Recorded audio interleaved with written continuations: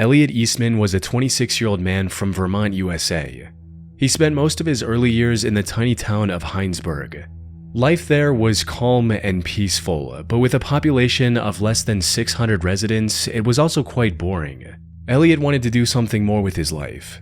So, with his love for nature and exploration in mind, he saved up some money and traveled to the Philippines near the end of 2023.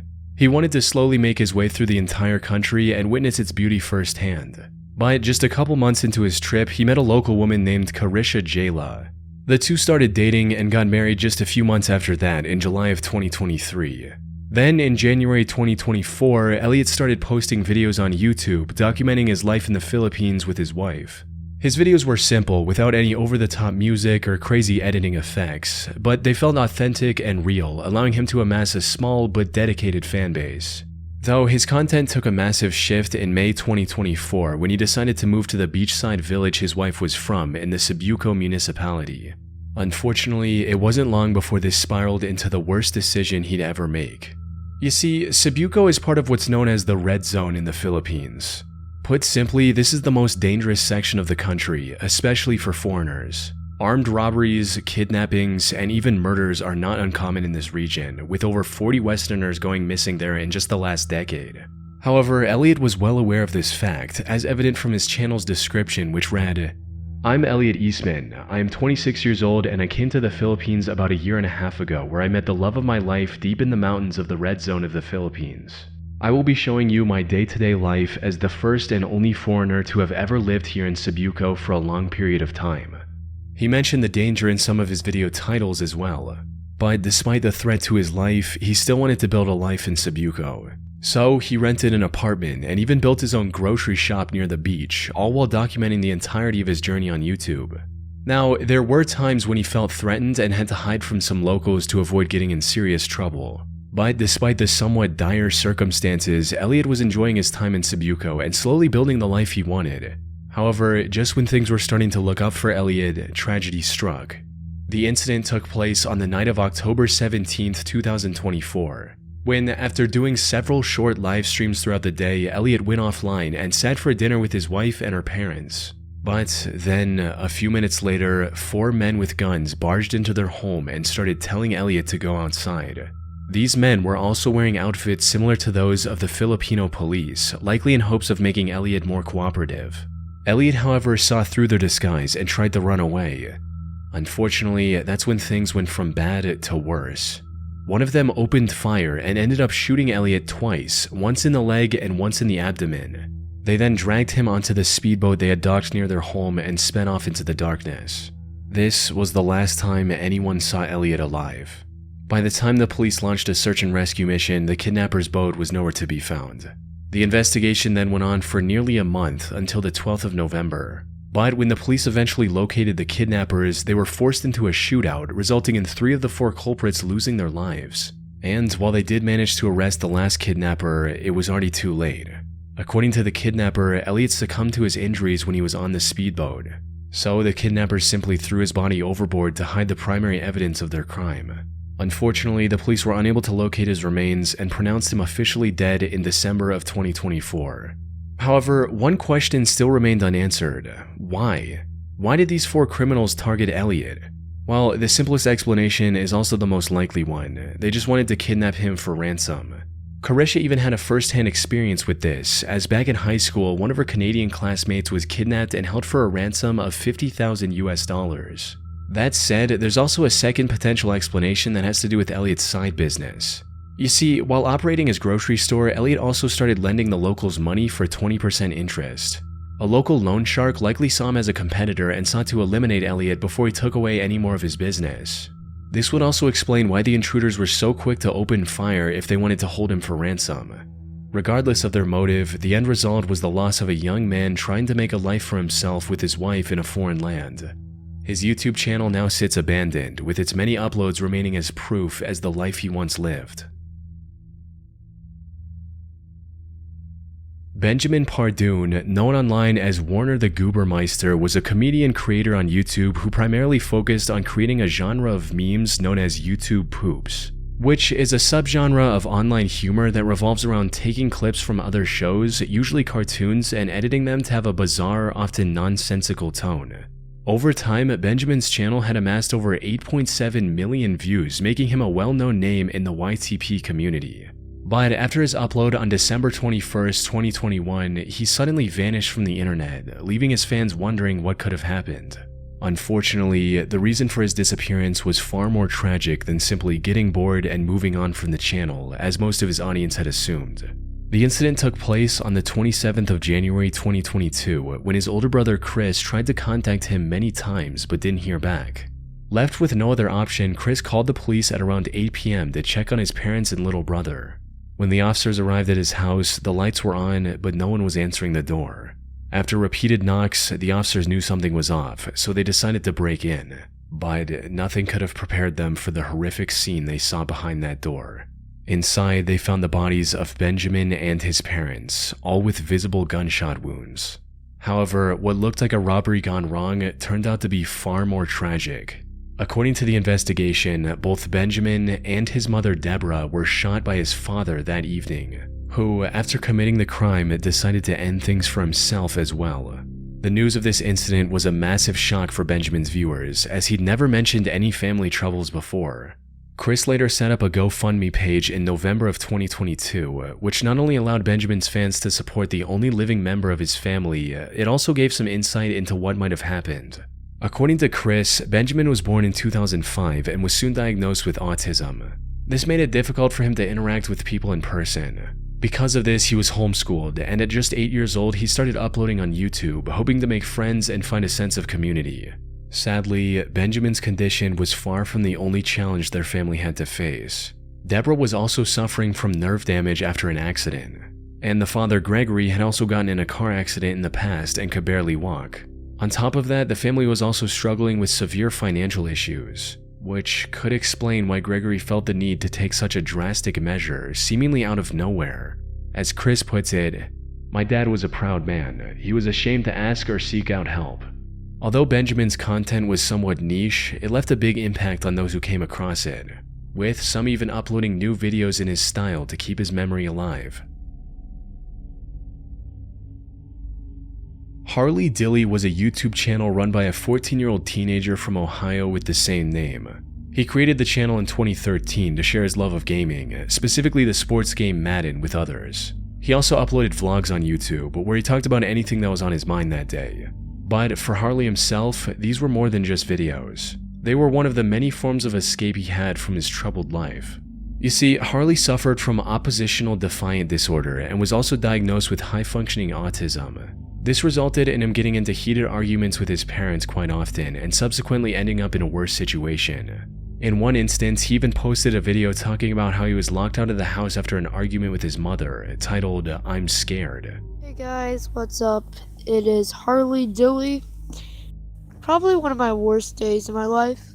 I was at school and I was science test. I finished it and my computer says 1% battery left. So I get to the next class and I put it on charger as quick as possible, but it didn't charge. None of the computers would take a charge. So I took it back and I had to fill out a complaint, and that's one of the most expensive parts of the computer. And my mom said she's not paying anything. We argued for about a good 5 minutes. Then she snapped. She said she was gonna call the police, and she said she already did. And she locked me out of the house. So right now I'm outside. Yep, the house is locked. It is 3:30. I haven't ate anything, and I still haven't even got to get my work done. My mom's gone. She won't answer the phone. There were also allegations of some of his family members being physically aggressive to him. But despite all this, Harley was still a cheerful kid who wanted nothing more than to play Madden and grow his YouTube channel. Unfortunately, this ambition was tragically cut short on December 20th, 2019, when Harley went to school and never came back. The day had started off rough. Harley was still upset after arguing with his parents the night before, as they had refused to replace his broken smartphone. He also didn't want to go to school that day. But his mother Heather woke up early that day and, after some more arguing, convinced him to go. He left his house just before 7 a.m., but he was somehow absent from school and didn't return home that evening either. Harley had disappeared without a trace.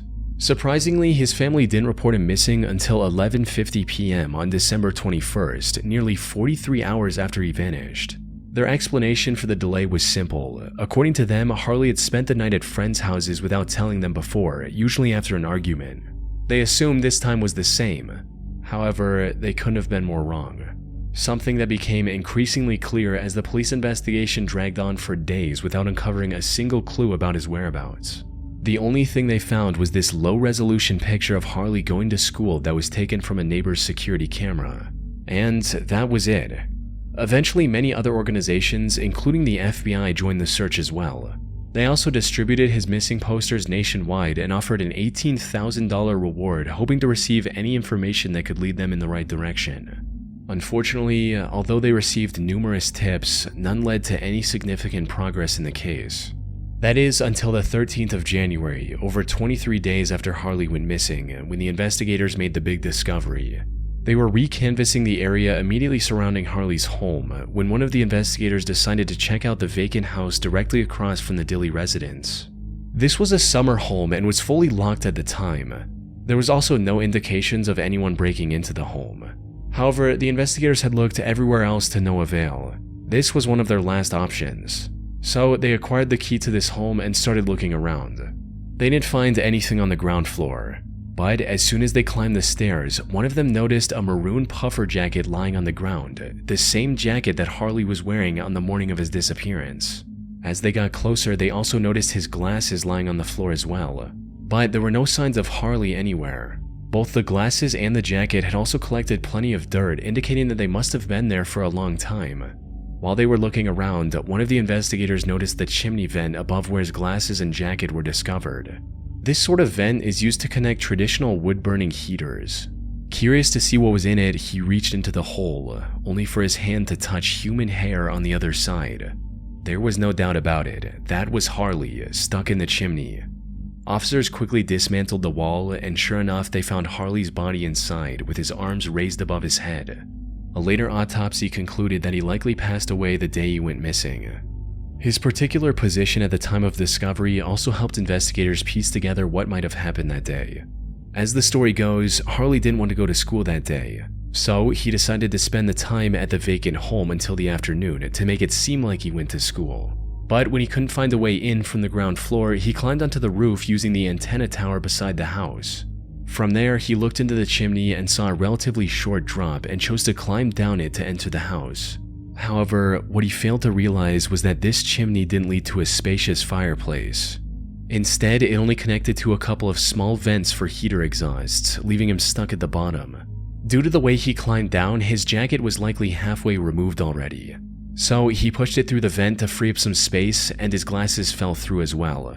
Sadly, there was nothing else he could do in that position. His chest was pressed tightly against the chimney's wall, making it impossible to breathe, resulting in him slowly succumbing to asphyxiation. Put simply, this was nothing more than a tragic accident. Now, given this conclusion, Harley's case should have ended there. However, some people, especially his YouTube viewers, weren't satisfied with the official report. Many of them believed that this wasn't an accident at all. Rumors started going around the internet that Harley's death was actually a murder committed by his own family. One of the first big points of contention was his jacket, since in one of the evidence images it could be seen hanging from the door. These critics claimed that this was proof of the whole story being a lie. Some also argued that the shoes he was wearing in his last picture didn't match the ones the investigators found on him. However, despite the skepticism, the police stuck with their initial report. As for the jacket issue, that turned out to be nothing more than the result of one of the inexperienced investigators mistakenly moving key evidence.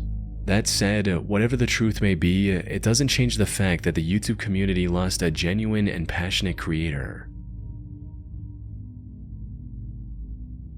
Nicholas Sonderegger was a 28-year-old YouTuber who loved two things in life: longboarding and dancing.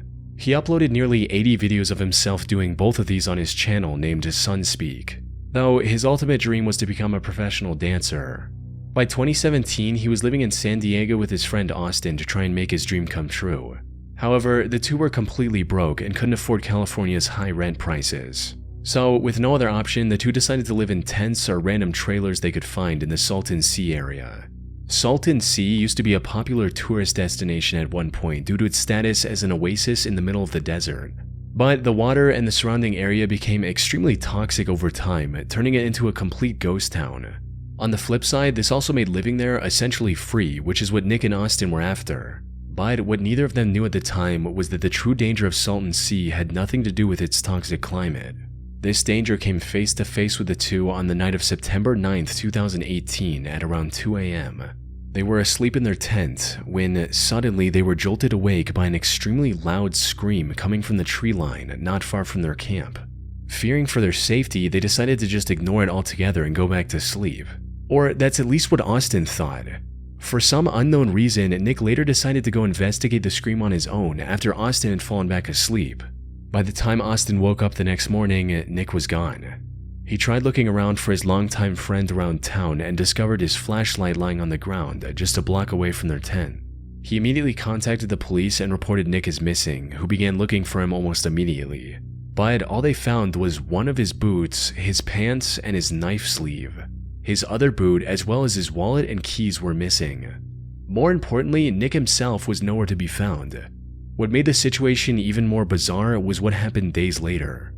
Austin returned to the same area he had already searched, but this time he found Nick's shirt and hat lying there, items that weren't there before. In other words, someone had likely placed them in that spot later.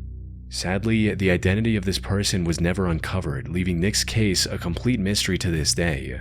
Nick's family has set up a website with all the information they have. They've also announced a $10,000 reward for any useful information. But despite these efforts, the case has remained cold. In fact, there are so few clues that I wasn't even able to find any solid theories either. Some have speculated that Austin might have killed Nick and hidden his body. However, the police investigation uncovered no evidence of foul play. There's still a chance that some unexpected discovery would crack this case wide open. But until then, Nick's disappearance remains an unsolved mystery, and his YouTube channel remains abandoned.